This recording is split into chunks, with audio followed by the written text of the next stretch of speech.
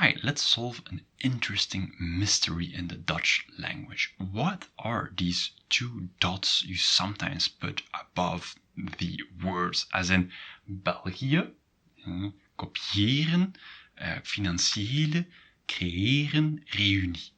What are these two dots? Let's solve the mystery and put België and familie just next to each other. België and familie. What is different between both of them? Well, België, you can hear that. At the end there are two sounds. België. However, familie, the I is just one sound. So it has to do with sounds. Yes, we put these two double dots, we call it trema in Dutch, when we want to say that two vowels should be pronounced separately. Okay. Only vowels? Yes, only vowels. And separately? Yes, separately. België. If you do not put the dots on België, you might want to say, and people would say, België, but that's not the correct pronunciation of België. If you would put the two dots on familie, then it would sound like familie. And that is how it's pronounced in German, and if you have a bit of knowledge of German, that might be confusing to you. So that's why we put the two dots there. Do you have to put the two dots there? Yes, it's not some sort of option. België is written like that. If you forget the two dots, your word is wrong. How do you know? Well, there are just words that have those two dots or this trema on themselves. Good.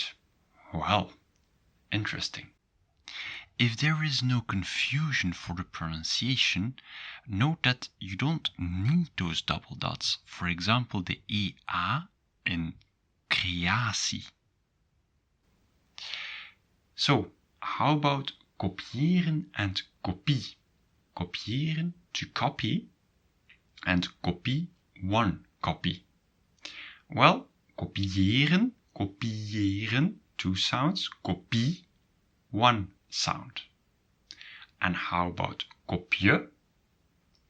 Well, kopje, the J there, that's not a vowel. So that's why we're not going to put two dots on the E and kopje, a little cup, like a cup of tea or something like that. Okay. Can lead to some tricky situations, for example, in financiële and financieel. Why is there a dot on the first one, or two dots on the first one, and why are there no two dots on the second one? Well, on the second one, you can see that there are two E's there, and then you know that the E will be a long E. So there will be no misinterpretation of or mispronouncing of this word. However, with the first one, if there are no two dots, you would say financiële? No, financiële.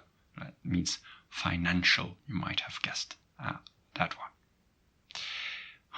And is it also always IE with the two dots? Well, no. For example, creëren, to create, two E's that are there. You might think without the two dots, creëren, but no, it's creëren. You need to pause a little bit in between the two E's. And reunie, EU, you have to pronounce them separately, otherwise it would be reunie. And that's not the way you pronounce reunie, which means reunion.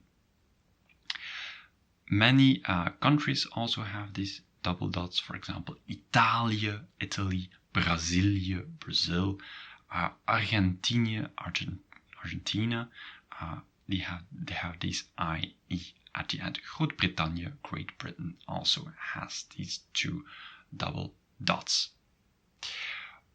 One last point, and a tricky one, is that some nouns coming out of other languages, and obviously it's very difficult to know, okay, this word comes from this language, this word comes from this language, do not take those double dots. For example, museum comes from English.